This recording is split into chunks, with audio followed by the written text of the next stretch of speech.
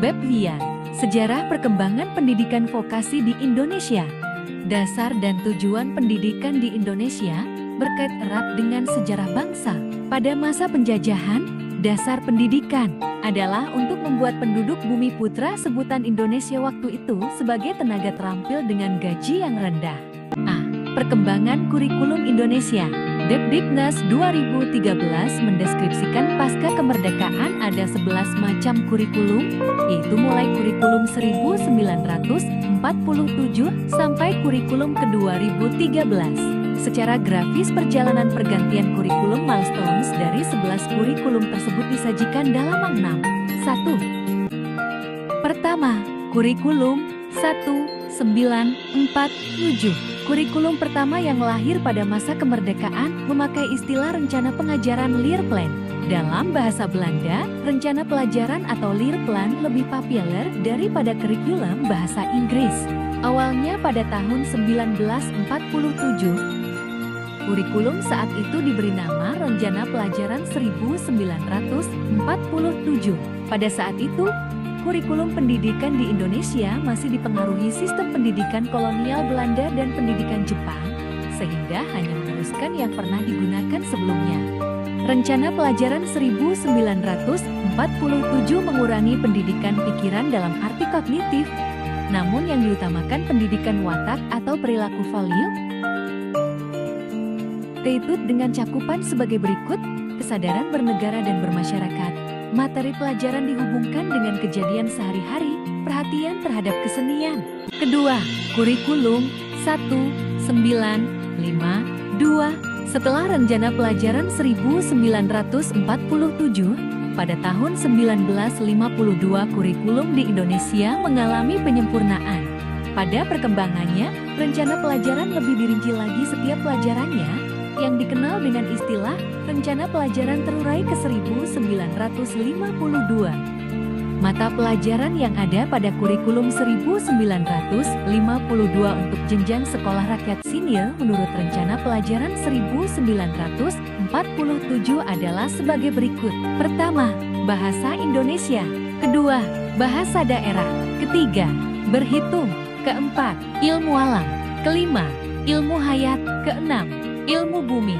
Ketujuh, Sejarah, dan masih banyak yang lainnya. Ketiga, kurikulum Rencana Pendidikan ke-1964. Pada akhir era kekuasaan Soekarno, kurikulum pendidikan yang lalu diubah menjadi Rencana Pendidikan ke-1964.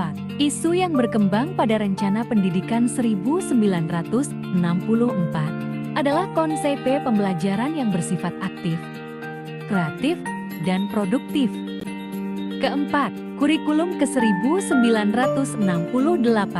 Kurikulum 1968 merupakan pembaharuan dari kurikulum 1964, yaitu dilakukannya perubahan struktur kurikulum pendidikan dari Pancawadana menjadi pembinaan jiwa Pancasila, pengetahuan dasar, dan kecakapan khusus. B. Sejarah Nasional Pendidikan Teknologi. Untuk kurikulum pendidikan kejuruan tidak banyak dokumen sampai tahun 1964 kurikulum 1964, namun dari sejarah berdirinya pendidikan kejuruan dimulai pada zaman penjajahan. Di tahun 1853, pemerintah Belanda mendirikan sekolah kejuruan pertama dengan nama Arnbaks School van Surabaya, Sekolah Pertukangan Surabaya, yang diperuntukkan bagi anak-anak Indo dan Belanda Rajulaini 2011. Selanjutnya, di masa Honden Bos 1, 8, 5, 6, didirikan juga sekolah kejuruan di Batik Tulis Betawi dengan kurikulum berbasis keagamaan, yaitu Kristen. C. Pendidikan kejuruan dalam kurikulum 2013. Bila dicermati dari deskripsi filosofinya dan porsi distribusi pengelompokan mata pelajarannya, maka dapat disimpulkan bahwa dalam kurikulum 2013 pendidikan kejuruan sebelum Masehi diposisikan melebihi pendidikan umum SMA. Secara filosofi kurikulum 2013 bersifat lebih demokratis bila dibanding kurikulum sebelumnya.